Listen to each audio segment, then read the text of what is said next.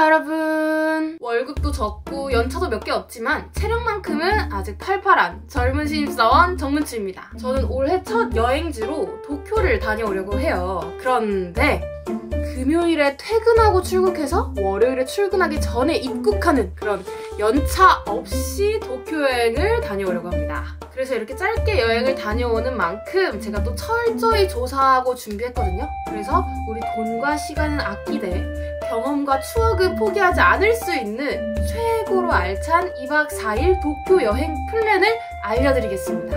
몇 시에 어딜 가서 뭘 하면 되는지, 그리고 그걸 하려면 얼마가 드는지까지 아주 자세하고 솔직하게 보여드릴 거니까요. 그럼 같이 도쿄 여행 가보시죠.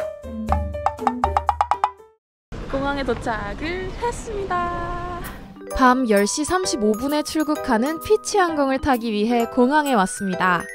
이번 여행은 왕복 모두 피치항공으로 예매를 했고 가격은 36만 1,500원이었습니다. 감사합니다. 10시 35분부터 출국이기 때문에 8시 10분부터 피치항공 카운터가 열린다고 하니까 그때까지만 맞춰서 오시면 될 것 같아요. 만약 퇴근 시간이 늦거나 직장에서 공항까지 좀 멀다 하시면 아무리 늦어도 9시까지는 도착하셔야 안전하게 비행기를 탈 수 있을 것 같아요. 체크인 시간을 줄이고 빠릿빠릿 움직이기 위해서 이번 여행은 백팩 하나로 짐을 끝냈습니다. 밤 12시 45분에 도쿄 하네다 공항에 입국을 해서 공항 근처 게이큐 X호텔에 체크인을 합니다. 코로나 이후로 공항에서 도쿄 시내로 가는 야간 버스가 운행을 멈춰서 밤 비행기를 탄다면 공항 근처 호텔에서 1박을 해야 하는데요. 공항에서 도보 30분 정도 걸리는 이곳은 일본 호텔 치고 공간도 널찍하고 깔끔해서 추천하는 곳입니다. 본격적인 도쿄 여행 첫째 날이 밝았습니다. 아침 11시 츠키지 시장으로 갑니다.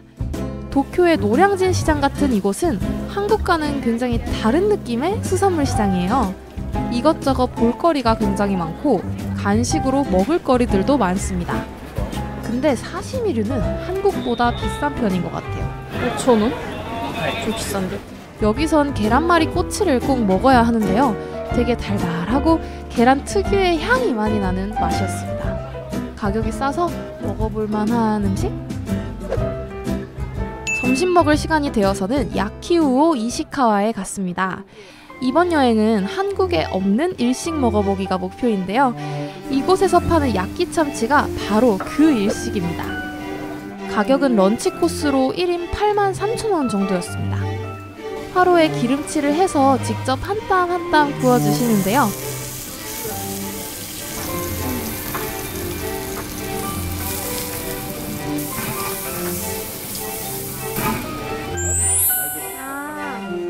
적초로 간을 한 밥에 얹어서 먹는 코스 요리를 주문했습니다. 처음엔 참치를 부위별로 내어주셨어요. 각 부위에 맞는 부재료도 따로 얹어주시면 그때 한 입 크게 먹으면 됩니다.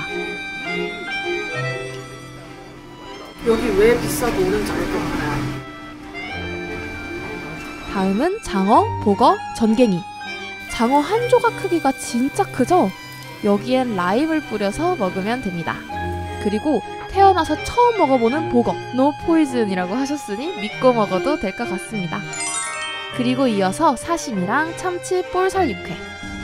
진짜 그냥 소고기 육회라고 믿어버릴 만큼 아주 진한 맛이었어요. 근데 완전 고기야. 고기 맛이야.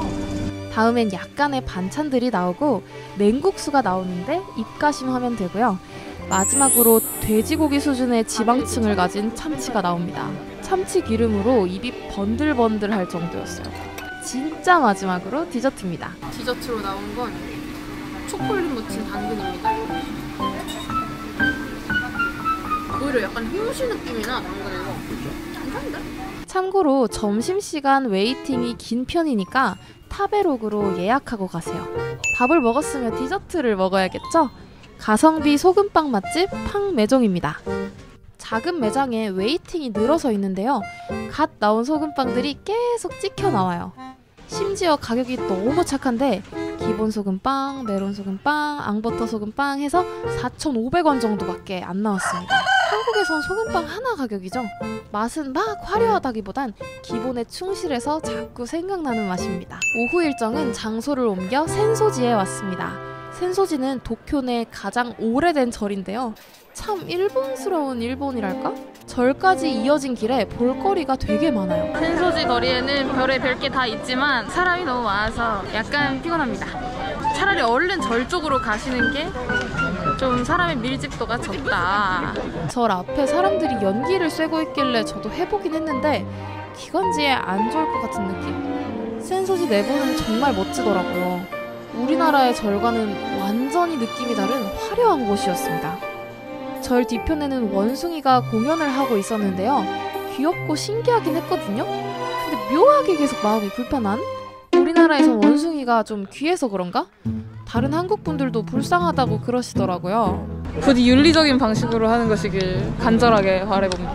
센소지 구경이 끝나면 그 바로 옆 골목에 가파바시라는 유명한 그릇거리가 있습니다. 일본 식기가 또 꽤 유명하잖아요. 특히 이곳 푸아리는 한 번쯤 들러보시길 추천드립니다. 합리적인 가격에 다양한 그릇들이 많아서 시간 가는 줄 모르고 아이 쇼핑했답니다. 제가 산 건 이 컵 하나긴 한데 귀엽죠? 8,500원 정도였습니다. 이건 가져야 해. 이쯤 되면 배가 찢어질 듯 고픈데요. 근처 라멘 맛집으로 유키카게 추천드릴게요. 여긴 닭육수가 베이스인데 라멘에 같이 나오는 소스들도 너무 신기하고 양도 넉넉하고 무엇보다도 국물의 깊이가 대박이지. 닭죽이야. 나 닭죽이야 이거. 팁은 빨간 라멘보다 흰색 라멘이 훨씬 맛있으니까 1등이라고 되어 있는 라멘을 드세요. 여긴 흰 국물이 레전드. 진짜 그냥 닭죽 라멘 먹는 느낌이라서 흰 국물 드시길 강추드릴게요. 넘버원. 넘버원. 그렇게 맵지 않아. 넘버 2가 매운맛 라멘이라고 되어 있긴 한데 별로 맵지 않습니다. 애매한 매운맛입니다. 일정을 끝내고 둘째 날 숙소에 체크인을 했는데요. 다음 날 일정을 위해서 시부야 쪽으로 잡았습니다. 근데 여긴 비추라가지고 더보기 설명으로 대신하겠습니다. 야식으로 숙소 근처 쿠시야게 집을 갔어요. 한국으로 치면 역할맥 같은 느낌의 체인점이었는데요. 무난한 정도의 튀김과 맥주를 먹을 수 있습니다. 이 정도 먹고 인당 17,000원 정도가 나왔는데 생각보다 비싼 느낌이 좀 있긴 하더라고요. 하지만 여기 굴튀김이 정말 맛있었습니다. 여러분, 굴이 존맛탱입니다. 여기 오시면 꼭 굴을 시키셔야 돼요. 굴.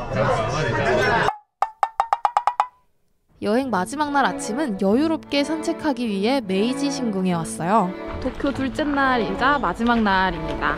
이렇게 자연이 엄청 드넓게 푸르른 곳인데요.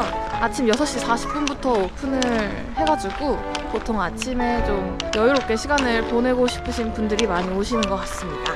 강남, 홍대 합쳐놓은 것만큼 정신없는 시부야에 있다가 푸릇푸릇한 곳에 오니까 힐링되고 좋더라고요. 신궁 앞쪽에는 이런 대나무 세면대 같은 게 있는데 여기서 손을 씻고 입을 헹구고 들어가는 거래요. 근데 너무 차가웠어요. 차가워. 신궁 안쪽은 진짜 멋있더라고요. 특히 중앙 돌길에서 전통 혼례를 하는데 역사책에 나오는 장면을 보는 것 같았어요. 완전 신기한 경험. 여기가 웨딩 사진도 많이 찍고 결혼식도 많이 하는 곳인 것 같더라고요. 주말에 가시면 어렵지 않게 전통 혼례도 볼 수 있을 것 같아요. 구경하면서 돌아 나오다 보니 왕당고를 팔더라고요. 숯불에 굽는 게 예사롭지가 않아서 4,000원 내고 한번 먹어봤는데요. 인생 당고가 되었습니다. 메이지 신궁에서 시부야까지 쭉 걸어 나와서 천하스시에 갔습니다. 가성비 좋은 회전초밥집이에요. 일본 아저씨들이 혼밥하러 많이 오시더라고요. 로컬 맛집인 듯 했습니다. 확실히 한국보다 종류도 다양하고 가격도 저렴했어요. 녹차를 기본으로 주는 것도 신기해요. 비싼 보리새우 초밥도 먹어봤는데요. 와사비가 너무 세서 맛이 기억이 안 납니다. 와사비. 공복 조깅을 해서 그런가? 너무 배가 고파서 그냥 작정하고 푸파했는데요. 인당 26,000원 정도 나왔습니다. 맥주까지 마셨는데 완전 괜찮죠? 총 22그릇을 먹었습니다. 일요일 오후 일정은 시부야 구경입니다. 어제 갔던 센소지가 일본의 과거 같은 느낌이라면 시부야는 일본의 현대 그 자체예요. 그 유명한 스크램블 교차로에서 볼 수 있듯이 정말 사람도 많고 엄청 붐벼요. 그만큼 어딜 가야 할지 모르시겠다면 덜튼 추천드릴게요. 여기 정말 귀여운 소품들이 많아요. 저처럼 집 꾸미기, 인테리어 이런 거 좋아하시는 분들은 여기 가면 탕진을 면치 못할 겁니다. 눈 돌아갈 때마다 다이소에선 1,000원이다 되새기면서 자제했어요. 가격도 10,000원에서 20,000원대가 많아서 선물 사기도 되게 좋은 곳이라 느꼈습니다. 드디어 2박 4일 도쿄 여행의 마지막 관광 스케줄 시부야 스카이입니다. 저는 이제 6시에 예약을 해놔가지고 지금 가고 있고, 야경을 보면서 사진을 찍을 수 있는 되게 유명한 스팟이에요. 한번 가보도록 하겠습니다. 저는 한국에서 미리 예약을 해서 19,986원에 예매했거든요. 솔직히 한국도 야경이 유명해서 일본 야경 그냥 뭐 다들 보러 가길래 일정에 넣은 것도 있었는데 후회 없는 선택이었어요. 한국처럼 산능성이가 없어서인지 되게 깔끔한 도시 야경을 볼 수 있었고 사진 스팟들도 잘 만들어져 있더라고요.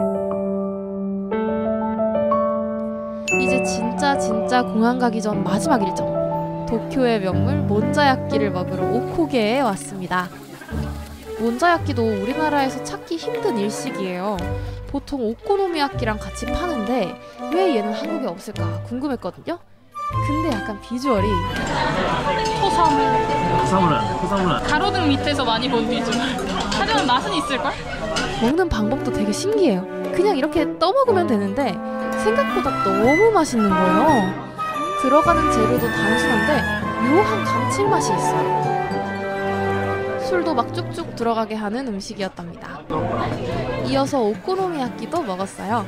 이건 워낙 한국에도 맛있는 곳이 많아서 특별하다고는 못 느꼈지만 눈앞에서 만들어주기도 하고 가격이 저렴해서 같이 먹기 좋은 것 같아요. 저는 명란 몬자야끼와 돼지 오코노미야끼를 시켰고 둘이서 각각 인당 술 포함 21,000원 정도 나왔습니다.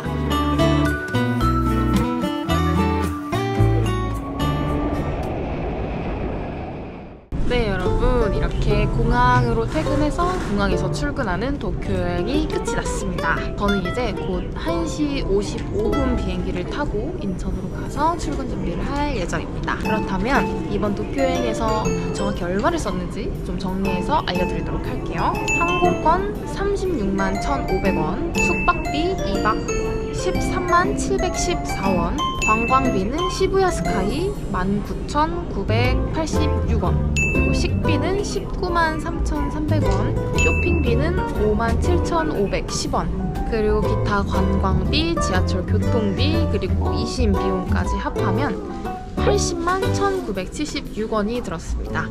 그러면 저는 또 다음 여행지에서 알찬 정보 가지고 돌아올게요. 안녕!